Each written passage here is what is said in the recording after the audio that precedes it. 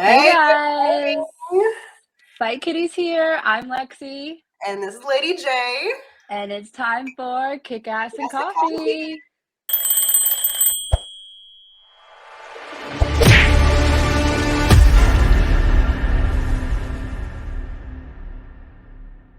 All right. Day 2. Back in. Boy, do we have a lot to talk about today. All right. Yeah, people been talking to Renee. Well, let's get started with some fight buzz.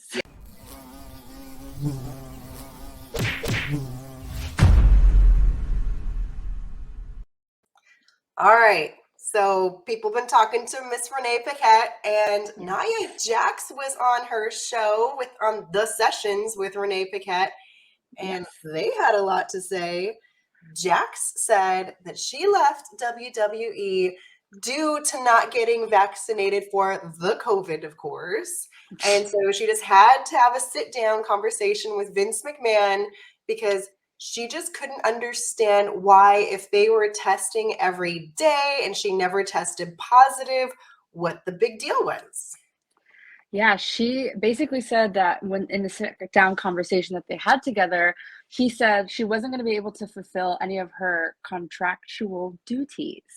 It's a fancy word. If she didn't get vaccinated. So on top of the fact that they did the testing every week, I guess they also were requiring vaccination for COVID. So she basically said, listen, this is not for me then. And they mutually agreed that this wasn't for her. And Renee was like, so are you thinking about like going back to wrestling anytime soon? Is this gonna be like, are you going on a little hiatus here? And she was like, listen, I love wrestling, but I can't stand the politics and I can't stand the BS. And she also said, she's like, I'm not getting any younger. So I need to find my dream man so I can start popping babies. Oh, dang. Little Nia Jax babies. But like, dude, wasn't there a time not too long ago where they weren't testing every day? And like, that's when they had like a huge outbreak? Yeah, there was like a huge scandal about it because people were really upset that they weren't testing every day. So I'm like, okay, what are the rules? Exactly. It's like, well, you have to get vaccinated, but you don't. But if you don't, then you can't. And then, I mean, I don't like the COVID test. It does not feel nice up in the freaking nose. But like, No. I mean, okay. So moving on. So Nia said that WWE called her back. Of course, like they called every girl back who they fired to be part of the Royal Rumble, and she's like, she was in the middle of trying to get her stuff back. I guess she still had stuff at WWE and realized that like she got a box sent from the company and it was missing a whole lot of stuff. And so while she's looking for her stuff, she gets that call and she's like, in my mind, I'm thinking, okay, this is for them to tell me where the rest of my stuff is. But no. They actually, sorry, 1 second, there we go. They actually were like, hey, we're going to formally invite you to be part of the Royal Rumble. And she's like, is this a joke? Like, is there going to be like a joke out of this? She genuinely was confused, and her response was like, F no, I'm not doing that. And then he began to talk about, like, even though she's like, F no, she said that she cursed them out on the phone. He was like, listen, here's the offer that we're trying to present to you. Here's what we have. And she was like, dude, I'm still under my 90 days. You're not going to pay me. So what am I gaining out of this? Wait, they weren't going to pay her? That's what she said, because she was still considered under her 90 days. I guess, I'm not sure what the contract is. But like they get paid during that time? I assume, I don't know. But she was like, right? Yeah, I mean, that seems like the only reason why she didn't do it was she was, number one, it's like insulting to be like leave a job and come back. Well, yeah, to get fired and then to get fired. And then she said she wasn't going to get paid. So it's like, what is the point of her being there? For fun? Yeah. Yeah. And then like if you notice the way they treated everyone who they invited back, it's like a squash match. Oh my God. Did we even talk about, because, okay, so Melina, right? She used to be a Divas champ. And now she's like on NWA, and she came back and she was all like super emotional in the ring with Sasha Banks. And I was like, oh, Melina's so happy to be back. And then it's like, oh my God, they kicked her out in like 2 seconds. That is so embarrassing. But they did that to like everybody who got like a call up. Like, it's very true. Like if you weren't the freaking Undertaker's wife, you weren't, or well, she wasn't the only one, but yeah, it's like, damn, you just came back to get squashed. Yikes. Yeah, all right, moving on. We've got, but we still have like the Nia Jax saga with Renee. Yeah. Oh well, no, I'm sorry. It's WrestleMania. It's all WrestleMania. Royal Rumble, WrestleMania. They all start turning into one big snowball. It's all relative. I mean, we've got WrestleMania, like we discussed yesterday. We have the Brock Lesnar versus Roman Reigns. That's what we have for planned. This is what has been speculated. But apparently, like, there was like rumors that Shane McMahon was going to go against like Lashley. Like, this was like rumors that were going on. That it's not happening, but like this was going, something that was like thought about and talked about, which is like a very strange pairing in my, if you ask me. Talks about like how important it is for like there to be like a story to continue the story. And then I saw yesterday, they're like, oh yeah, Shane McMahon, we're going to see a lot more of him on Raw. And I'm like, really? Is this just so he can like justify being in WrestleMania without further? I mean, if we're kind of pissed off about it, I can only imagine what like the talent feels about this. Absolutely. And then Ringside Nude reported that the match was like I said, an idea, but like the idea had been switched to something else. And McMahon was supposed to be a part of the Elimination Chamber, actually. And the idea was for him to be working. And then they thought about him working against Seth Rollins. I mean, I don't know where the logic is in putting him in it in general. But with Seth Rollins, like, come on. I mean, if anything outlandish was to happen with Seth Rollins, it'd be like, oh shoot, the Shield gets back together and Jon Moxley. Yeah, that's not going to happen though. But it would make a little bit more sense since Seth Rollins put the vest back on. That's true. Yeah, we can. Moving on.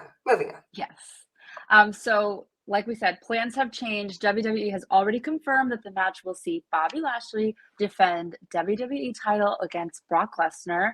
We're going to see Rollins. We're going to see Riddle. We're going to see AJ Styles. We're going to see Austin Theory. I mean, really exciting group of guys, and that's only a few of them.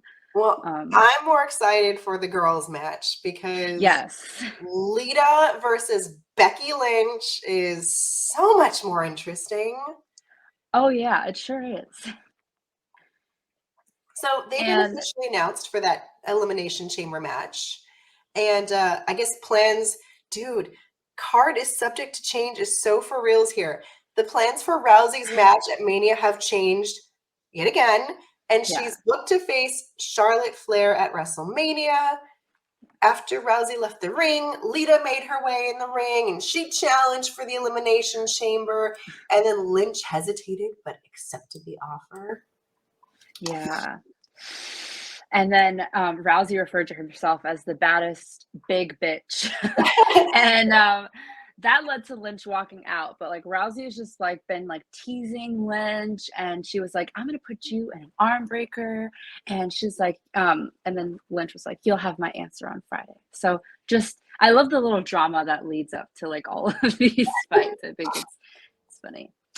And then we have some other really crazy news that we found out last night. I was a little surprised by this. Yeah, Brian Kendrick was granted his release from WWE, and he is in a AEW match against Jon Moxley.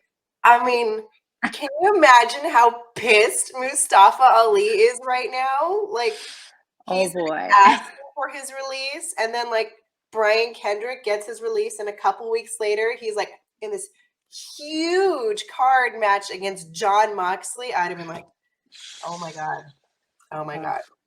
Seems like they've got favorites. And we have one championship who announces 2022 their live event calendar, and it is packed. I mean, look at this calendar. It they are like on the go for 2020. I haven't really gotten into one, but you know, they are a big deal in the MMA world, and I think they're going to give UFC a run for their money. We're going to have to check this out a little bit more, but we just wanted to share, hey, you guys can check it out. These are the dates. Let us know what you think about one championship promotion. Totally. And then we have the Triller Fight Club, who's presenting Triad Combat on Saturday, February 26th. Oh my gosh, we're in February. I was going to say next month. No, I know, it's already February. What the hell? I can't. And this is going to take place in Houston, Texas. We're going to have Kubre Pulev versus Dos Santos and a concert by Jason Aldean. That's kind of the cool thing that Triller Fight Club does. Like, I think Nick Cannon is going to be on the announce team for this event. Really? And so you get like a concert, you get fights. Like, there are ladies in there too. Like, they have like the ladies matches. So it's kind of like a one-stop shop for like entertainment and some good, combat action. That sounds pretty cool. Yeah. And it's coming up really soon. All right, y'all. I know there's like a couple people out there. Any of you checked out that Triller Fight Club yet? Anybody out there? I'm watching. Yeah. Alrighty. Well, if you have anything to say, let us know in the comments because we are checking those out. I mean, Houston can always represent and, let us know what's going on in their backyard. Yes, always. And then, so we have some news with Rio that I had no idea about. So she was on the sidelines while dealing with an injury that was kind of like teased a little bit last week. We didn't really know what was going on fully. Turns out it's a broken collarbone. Ouch. Yeah. Big ouch. Yeah. Like that's my face when I found out. Yeah, I'm touching my collarbone and how do you even fix that? It's not like you can put a cast. Oh, hold on. We got Chief over here. Let's see. So the Chief is like, I'm not sure how I feel about concerts at the event, but it's okay if in person, maybe not on TV.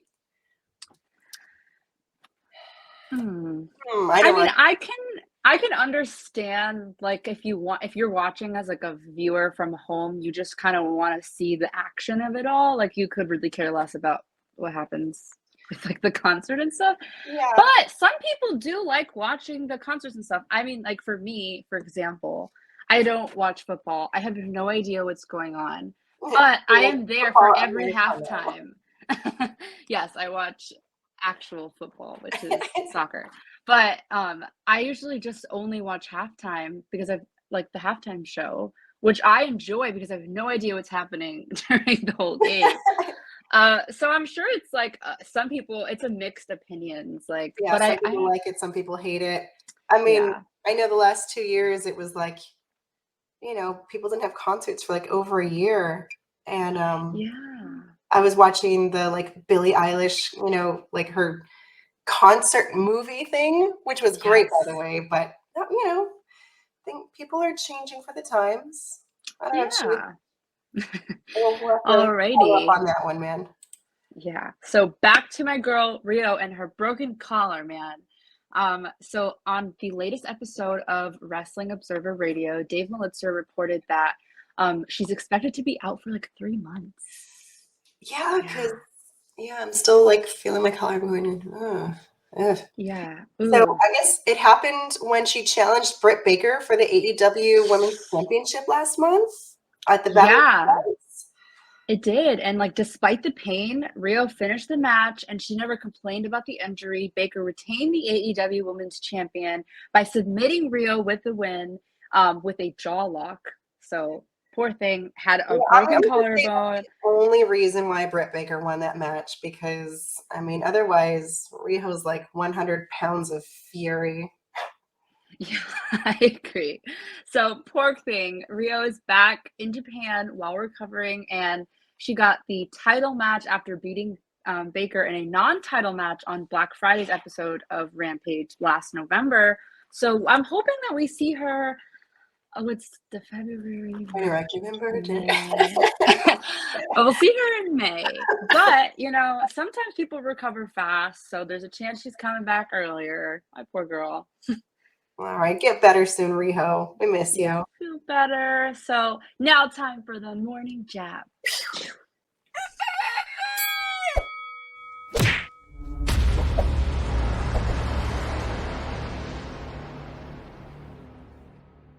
All right, we're back in my mom's basement. Watch your Yeah. videos, everybody. We had Dominik Mysterio, who appeared on My Mom's Basement with Robbie Fox, where he basically says teachers were really worried about his home life growing up.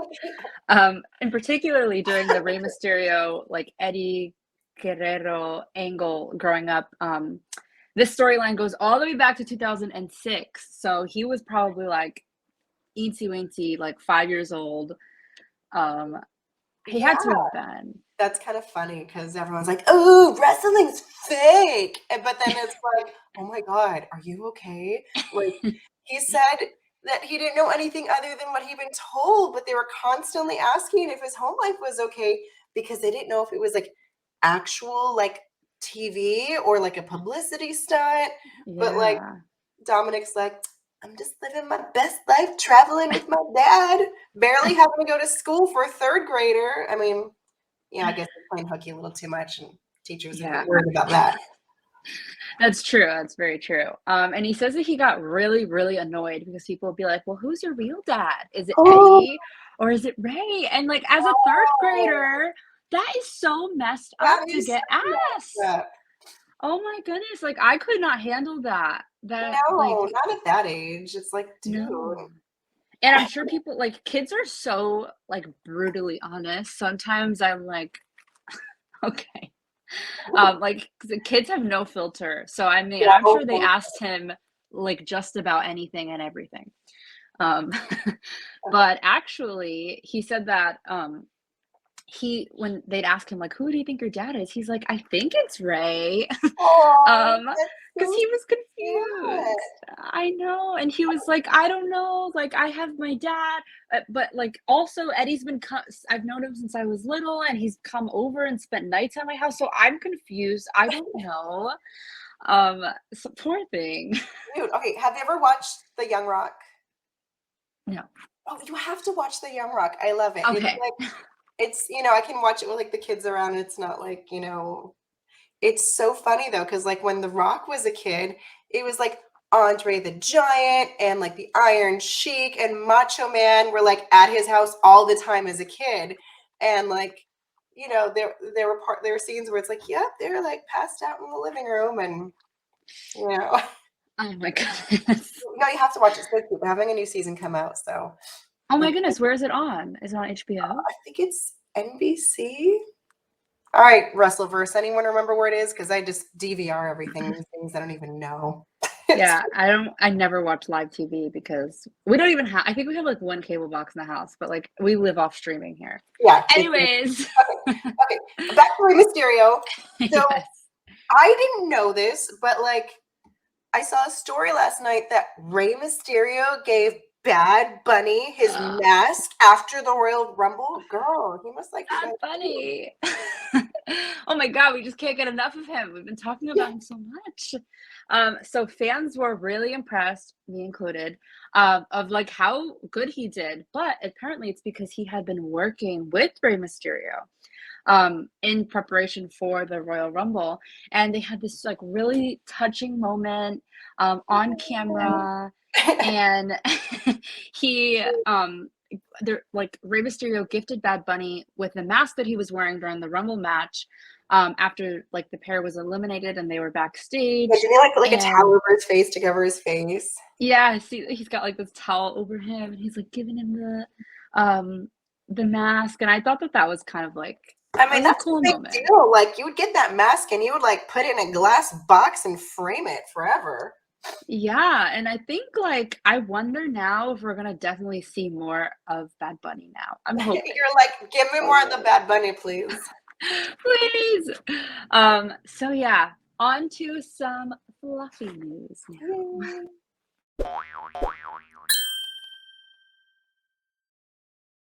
All right. This one was super cute. And I was like, oh, this is so much. It has to go under the fluffy news. Yes. WWE's Angel Garza, yes, the guy who like has his tearaway pants, and his wife are expecting to have a baby. And they put this like cute post on Instagram. Oh my goodness. Look at that. Itty bitty ring gear. That is the cutest thing I have ever seen, honestly. I didn't even know they made little things that size. I can't. That's adorable. They like make everything now. It's like you want it, they can make it. It might take you like 16 weeks to get it from China, but you know, people either not if you have Prime. Not if you have Prime shipping. I love that Prime. I know. Don't know what I'd do without Jeff Bezos.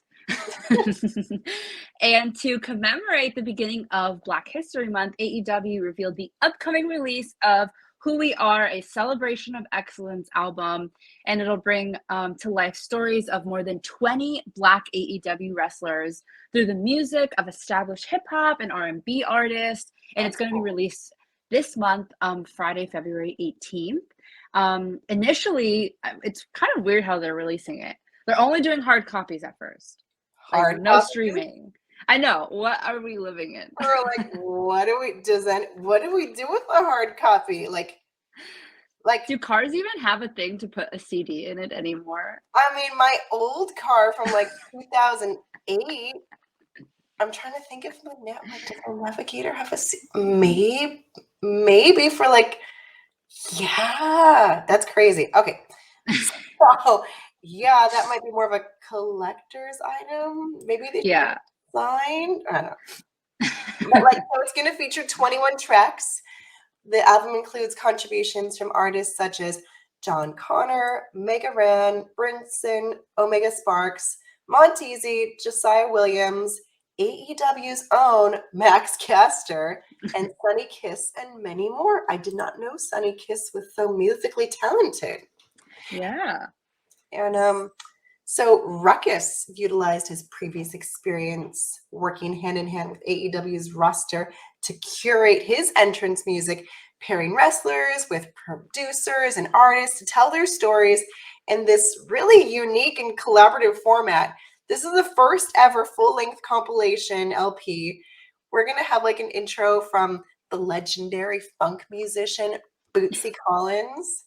And I guess the proceeds are going to the Bootsy Collins Foundation.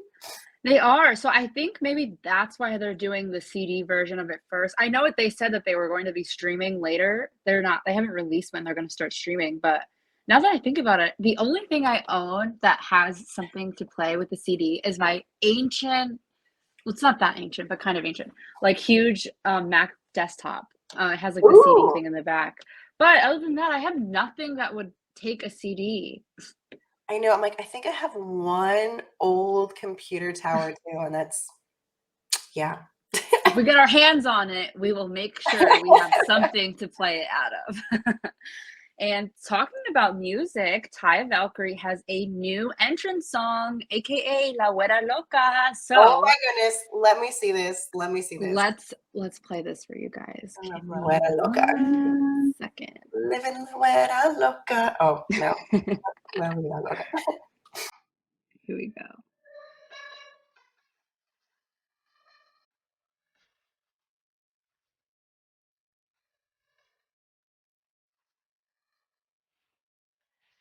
Super techy.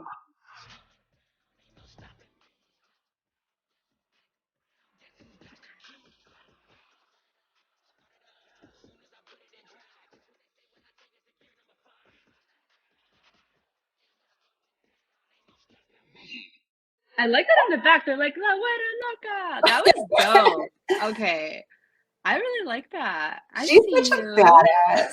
She is. I love that. Like, I think, even as like a Latina, Heinz 57 Latina, I'm like, dude, I wouldn't go to Mexico and do like Mexican pro wrestling training. Like, kick my ass, let alone being this like Canadian blondie. I'm like, yeah, no wonder why they call her La Güera Loca. Like, you gotta want it to go through that. Yes. And I think, what were we talking about? They had like some sort of like training or something out there.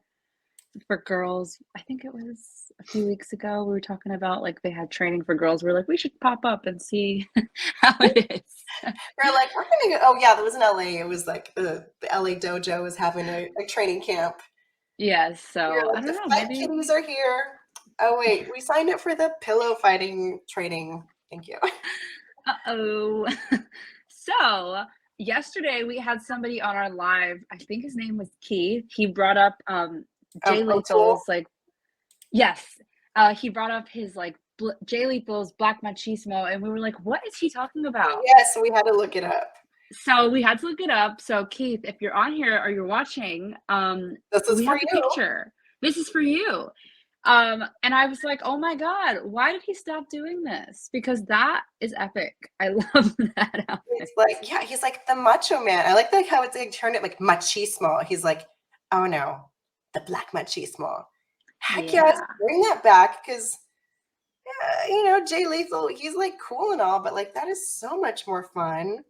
I mean, Jay Lethal and then like Juice Robinson. Oh my God, it would be like a freaking party in the ring. Yeah, it'd bring like a little flair to Jay Lethal's like, you know, act. I think it'd be really cool. So moving on to some we listen to you. Strong. We are listening to you. You put some stuff out there. We're like, oh, that's interesting. Let's look it up and talk about it. Yeah. So just know when you comment, we're listening and we will be sure to bring it up even if we don't got a picture of it.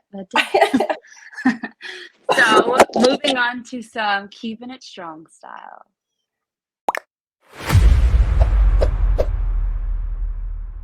All right, y'all.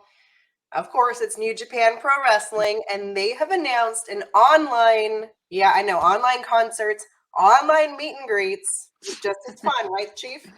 And with the strong openweight champion, Tom Lawler. Yes, filthy Tom Lawler. Will he be sporting his jorts down below the screen? You never know what people are wearing below the screen, do you, Lexi? I don't know. I think someone on here might have Christmas pants on under the screen. I think someone might be me, actually. I do have Christmas pants on. So yeah, you could get like signed goodies and like the meet and greet's going to take place February 16th. You're able to ask him like any questions you want during like the 60-minute live stream. And the weird thing I saw, it was like in the fine print. You know, you always got to read the little fine print. Oh yeah, it was like details. Yeah, it's like if you purchase anything during the live event on the day of, depending on the order of purchase, you may not have a question to ask or a question that'll be answered during the event. That doesn't even make sense.